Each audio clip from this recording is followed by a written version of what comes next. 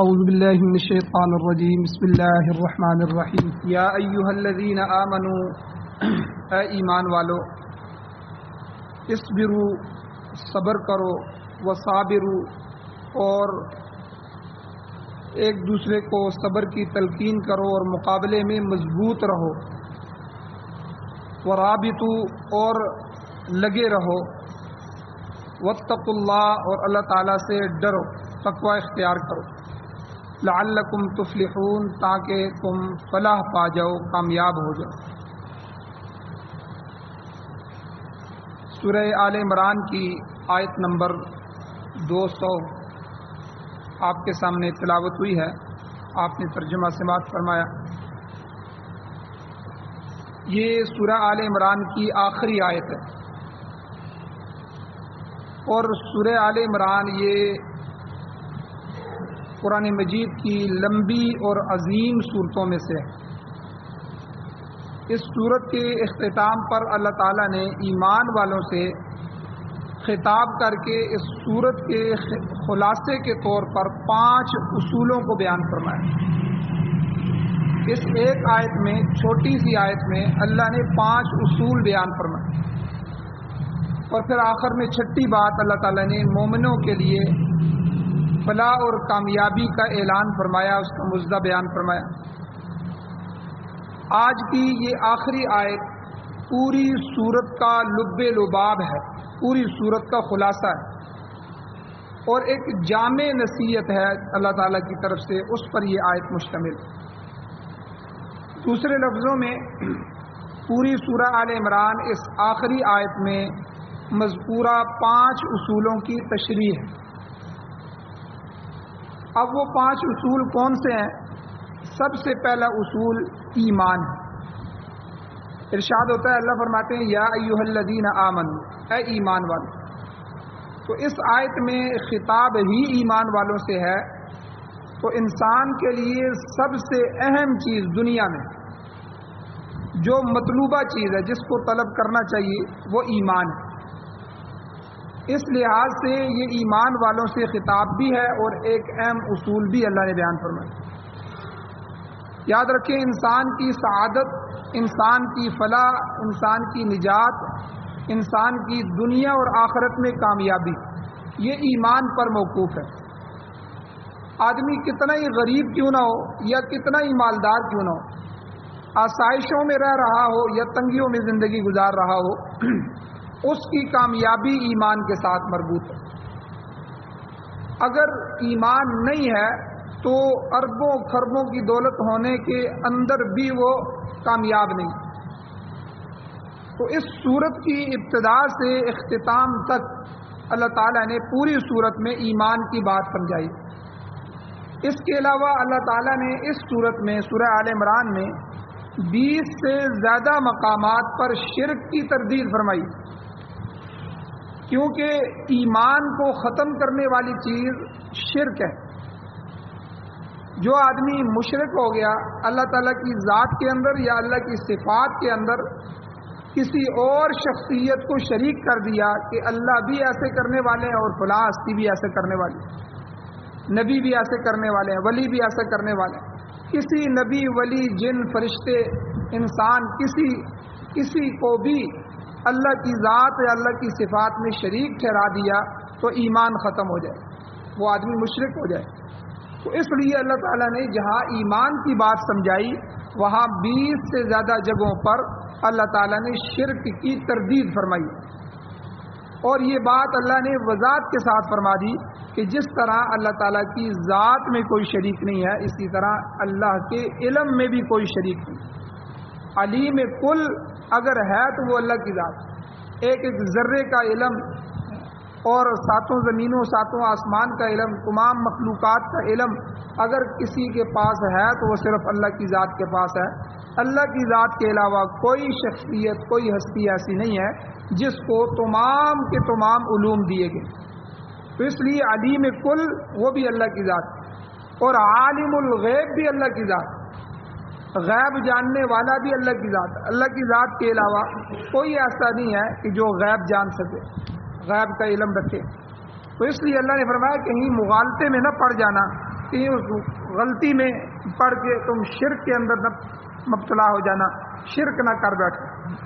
تو اللہ تعالیٰ نے یہ بات بھی بالوضاحت فرما دی کہ ہر قسم کی عبادت، چاہے وہ عبادت بدن سے متعلق ہو، چاہے وہ عبادت مال سے ہو۔ عبادتیں دو قسم کی ہوتی ہیں، بدنی عبادتیں، مالی عبادتیں۔ یہ ہم جو نماز میں پڑھتے ہیں نا، التحیات للہ، اے اللہ تمام بدنی عبادتیں تمہارے لیے، والصلوات والطیبات، مالی عبادتیں بھی تیرے لیے ہیں یا اللہ، ذکر کی عبادت بھی تیرے لیے، زبانی عبادت بھی تیرے لیے، ہمارا دل بھی تیرے لیے، قلبی عبادات بھی تیرے لیے۔ تو یعنی ساری عبادتیں، اور بدنی اور مالی عبادتیں، یہ دو عبادتیں ہیں، یا تو بدن استعمال ہوتا ہے عبادت میں یا مال استعمال ہوتا ہے۔ جیسے نماز ہے، نماز خالص بدنی عبادت ہے، اس میں کوئی روپیہ پیسہ کوئی مال خرچ نہیں ہوتا، بدن استعمال ہوتا ہے، اور بدن کی تکلیف کی وجہ سے اس کو عذر سمجھا جاتا ہے اور اس کو چھوٹ بھی دی جاتی ہے۔ اگر آدمی جو ہے کھڑا نہیں ہو سکتا تو بیٹھ کے نماز پڑھے، بیٹھ کے نہیں پڑھ سکتا تو لیٹ کے نماز پڑھے، لیٹ کے نہیں پڑھ سکتا اشاروں سے پڑھے، یعنی اسے ہر طرح کی چھوٹ ہے، لیکن ہے بدنی عبادت، بدن استعمال ہوگا۔ اور مالی عبادات جیسے زکوٰۃ ہے، اب زکوٰۃ میں انسان کی جان نہیں لگتی، صرف مال نکالا جاتا ہے، مال خرچ ہوتا ہے۔ اور بعض عبادتیں وہ مالی بھی ہیں اور بدنی بھی ہیں، جیسے حج ہے، حج میں رقم بھی خرچ ہوتی ہے اور ساتھ جسم بھی جاتا ہے، جسم کو بھی مشقت ہوتی ہے۔ تو اس لیے اس صورت کے اندر اللہ تعالیٰ نے یہ بھی بتلا دیا کہ جتنی بھی عبادتیں ہیں، چاہے وہ مالی عبادتیں ہیں چاہے وہ بدنی عبادتیں ہیں، وہ صرف اسی اللہ کی ذات کی، اور عبادت میں بھی اس کا کوئی شریک نہیں، اور تمام کائنات میں تصرف اور اختیار وہ بھی اللہ کے پاس۔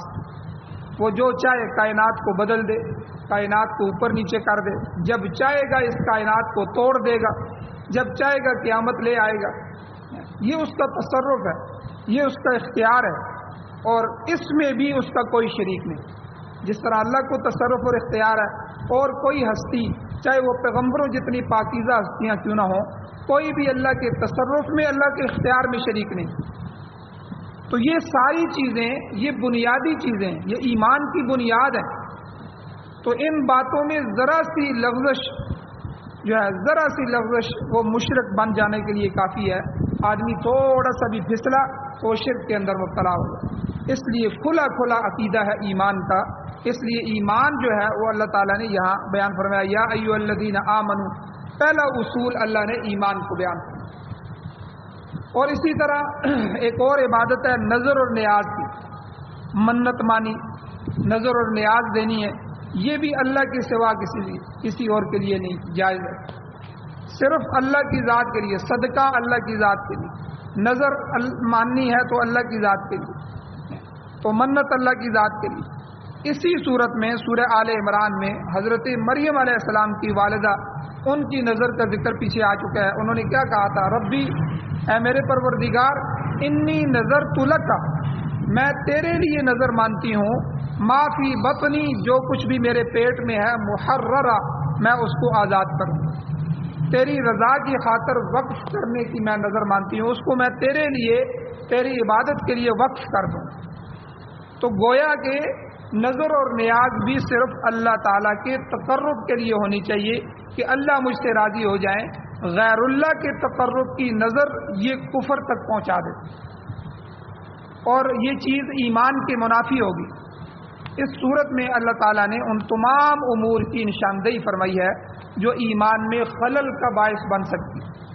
شرک کی مختلف صورتیں اللہ تعالیٰ نے ان کو اس صورت میں واضح فرمایا ہے۔ تو کہنے کا مقصد یہ ہے کہ ایمان تمام اصولوں کا بنیادی اصول ہے، اور اس کے بعد 4 دوسرے اصول بھی اللہ نے ذکر فرمائے۔ تو پہلا اصول ایمان ہو گیا۔ دوسرا اصول اللہ تعالیٰ نے صبر، یا ایھا الذین آمنوا، اے ایمان والو، اصبروا، صبر کرو۔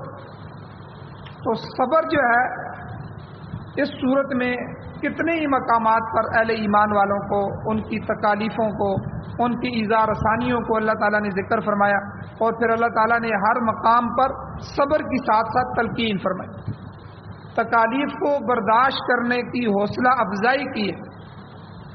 اللہ تعالیٰ کے سچے انبیاء حضرت موسیٰ علیہ السلام، حضرت عیسیٰ علیہ السلام، حضرت ابراہیم علیہ السلام، حضرت یحییٰ علیہ السلام، حضرت زکریا علیہ السلام، اور پھر ان سب کے آخر میں حضور خاتم الانبیاء خاتم النبیین صلی اللہ علیہ وسلم نے ان تمام انبیاء نے کس قدر تکالیف برداشت کی، اور ان پر جو ہے اللہ تعالیٰ نے صبر کو پیش فرمایا، تو ان حضرات نے صبر اور تحمل کا کیسا نمونہ پیش کیا، ان انبیاء نے کیسا صبر کیا۔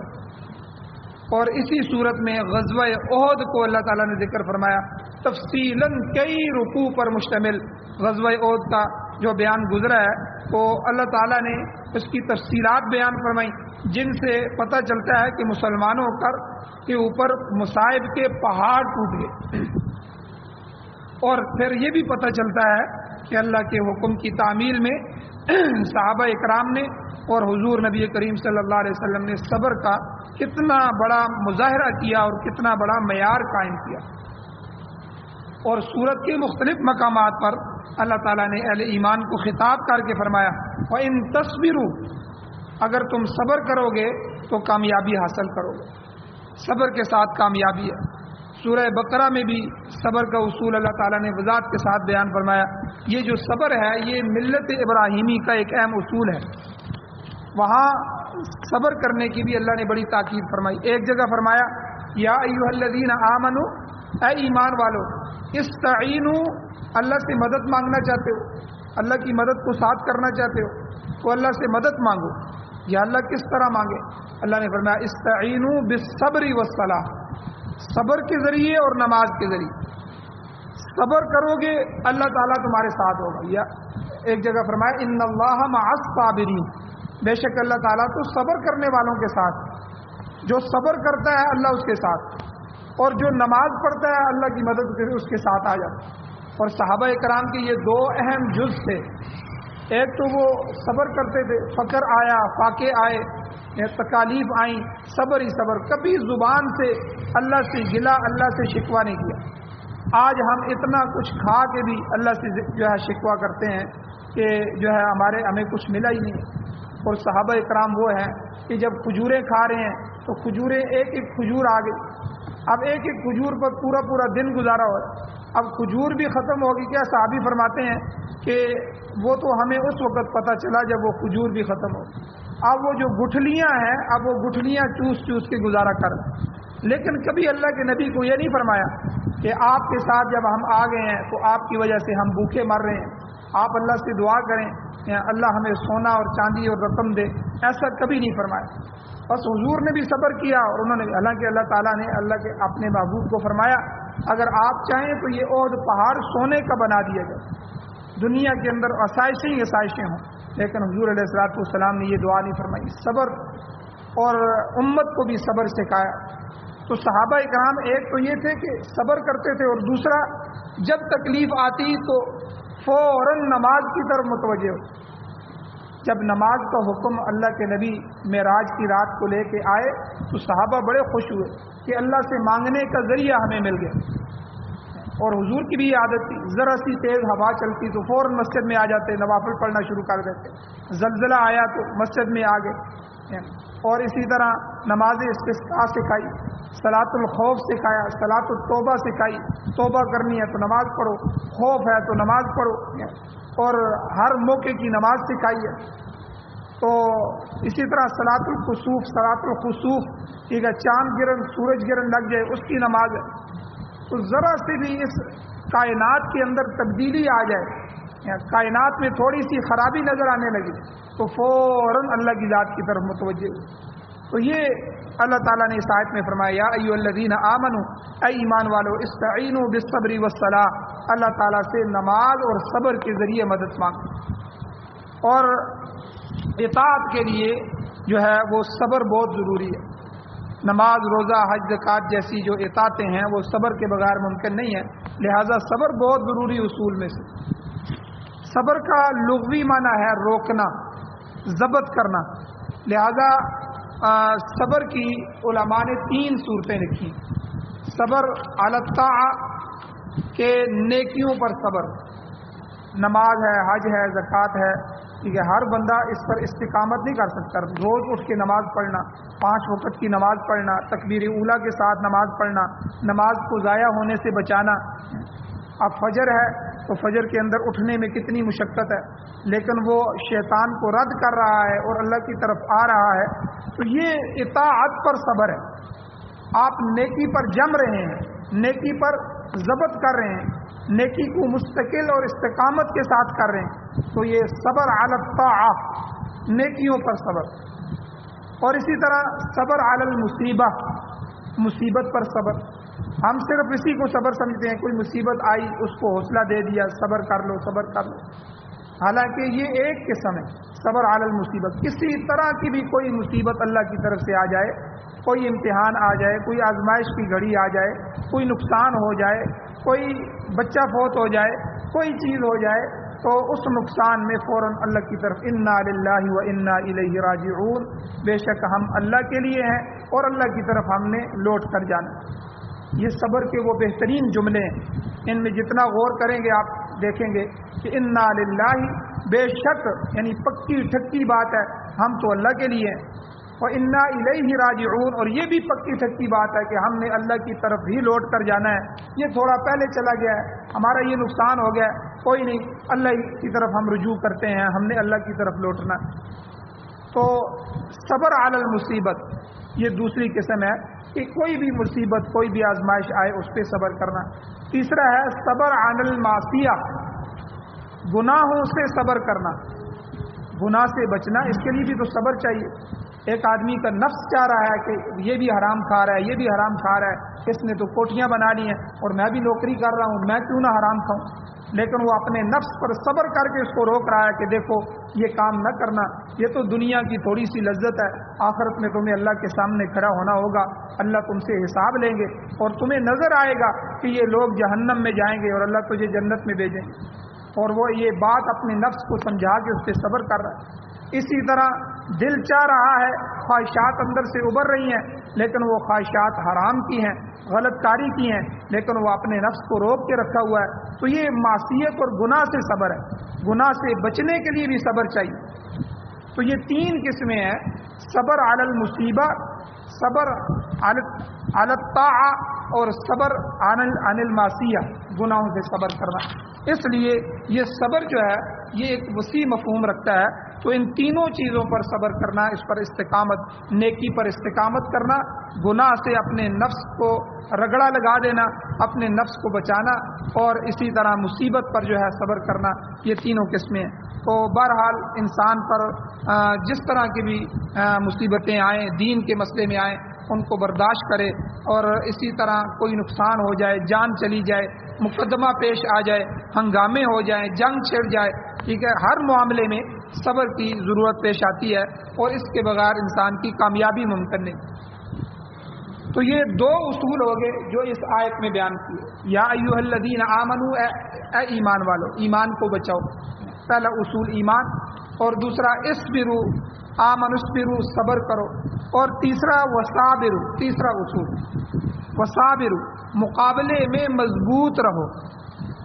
پہلے فرمایا تھا کہ ہر تکلیف پر خود صبر کرو، اب فرمایا کہ مقابلے میں مضبوط رہو. اس کے علاوہ بھی قرآن مجید میں متعدد جگہوں پر، بہت سے مقامات پر دوسروں کو صبر کرنے کی تلقین کا حکم فرمایا کہ خود بھی صبر کرو اور دوسروں کو بھی صبر کی تلقین کرو. بعض دفعہ گھر میں کوئی مصیبت آتی ہے تو 1-2 افراد تو صبر کر لیتے ہیں، دوسرے صبر نہیں کرتے. اب یہ خود جہاں صبر کر رہے ہیں وہاں دوسروں کو بھی صبر دلائیں، دوسروں کو بھی صبر کی تلقین کریں. اسی لیے غم کو لے کے آنا، کسی پر غم مسلط کرنا، پھر یا کسی کے غم کو بڑھانا، یہ شریعت میں جائز نہیں. اور جو آدمی فوت ہو جائے تو فوتگی کے بعد 3 دن اللہ نے تعزیت رکھی ہے کہ 3 دن لوگ آئیں، ان سے تعزیت کریں، ان کو صبر کی تلقین کریں. اب 3 دن کے بعد ان کو بھی حکم ہے کہ تیسرے دن آپ اپنا بھی بستر بوری اٹھاؤ، تیسرے دن کے بعد دعا کے لیے، تعزیت کے لیے نہ بیٹھو. بس شریعت نے 3 دن، کیونکہ اپنے کام کاج میں لگ جاؤ، اسی غم کو ہی تازہ نہ رکھو. اور آنے والوں کے لیے بھی کہا کہ تم بھی جب آؤ ایسے لوگوں کے پاس جن کا کوئی فوت ہو گیا ہے تو اس کے غم میں ان کا سہارا بنو اور ان کو تسلی دو، غم کو تازہ نہ کرو۔ اس لیے شریعت میں اپنا منہ پیٹنا، اپنے بال نوچنا، ٹھیک ہے، غم کے اندر، اور اسی طرح جو ہے اپنے سر میں خاک ڈالنا یا زبان سے ایسے الفاظ کہنا جس میں اللہ سے شکایتیں ہوں، یہ سب حرام ہے۔ کیوں حرام کی گئی ہیں؟ کہ اس کی وجہ سے غم مزید بڑھتا ہے، مزید تازہ ہوتا ہے، اور کسی کے غم کو بڑھانا یہ حرام ہے۔ تو اس لیے جہاں خود صبر کرنا ہے وہاں وصابروا، دوسروں کو بھی صبر کی تلقین کرو۔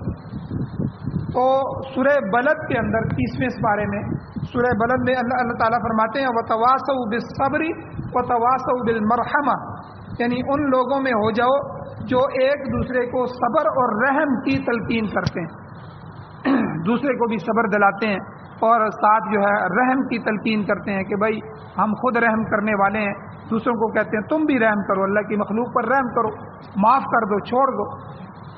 تو اور اسی طرح سورہ عصر کے اندر، عصر 30ویں پارے میں، سورہ عصر میں اللہ تعالیٰ فرماتے ہیں والعصر ان الانسان لفی خسر، قسم ہے زمانے کی انسان خسارے میں جا رہا ہے، الا الذین آمنوا، ہاں وہ لوگ جو ایمان لائے وہ خسارے میں نہیں، وعملوا الصالحات، اور ایمان کے بعد پھر انہوں نے نیک اعمال کیے، تو جتنے بھی نیک اعمال ہیں وہ کر رہے ہیں تو وہ خسارے میں نہیں۔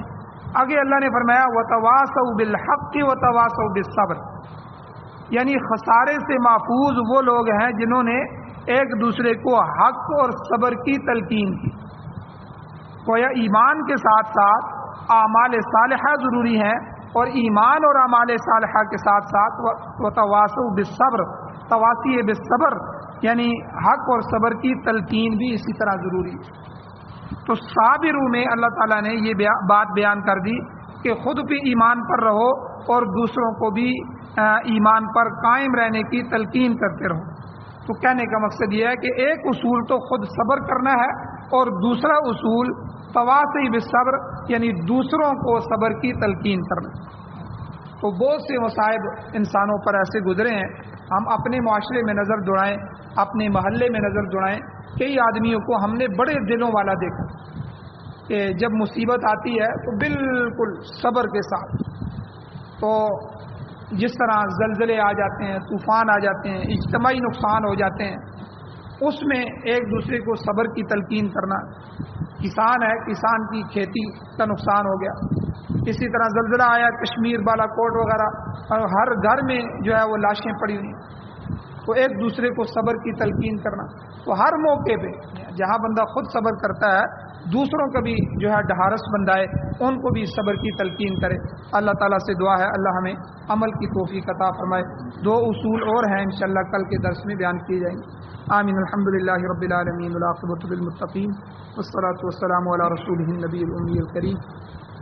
اللهم ربنا آتنا فی الدنیا حسنۃ وفی الآخرۃ حسنۃ وقنا عذاب النار۔ یا اللہ ہماری کمیوں کوتاہیوں کو معاف فرمائیے، درگزر فرمائیے۔ یا اللہ صغیرہ کبیرہ گناہوں کو معاف فرمائیے۔ یا اللہ ہمارے ایمان کی پختگی نصیب فرمائیے، خالص ایمان نصیب فرمائیے۔ یا اللہ اپنی ذات سے تعلق نصیب فرمائیے۔ یا اللہ شرک سے محفوظ فرمائیے۔ یا اللہ توحید کا درس ہمیں بار بار پکانے کی توفیق عطا فرمائیے۔ یا اللہ نبی علیہ الصلوۃ والسلام کی شفاعت نصیب فرمانا، حضور کے دستے مبارک سے حوض کوثر سے شرابی نصیب فرمانا۔ یا اللہ قرآن و سنت کی حکومتیں نصیب فرما، قرآن و سنت کی بالادستی نصیب فرما، قرآن و سنت کو بطور آئین، بطور دستور حیات، بطور نظام ہمیں نصیب فرما۔ یا اللہ جو پریشان حال ہیں پریشانیوں کو دور فرما۔ یا اللہ جو حضرات ایمان کی حالت سے اس دنیا سے جا چکے ہیں، یا اللہ ان سب کی بخشش فرما۔ صلی اللہ تعالی علی خیر خلقہ محمد وآلہ وصحبہ اجمعین برحمتک یا ارحم الراحمین۔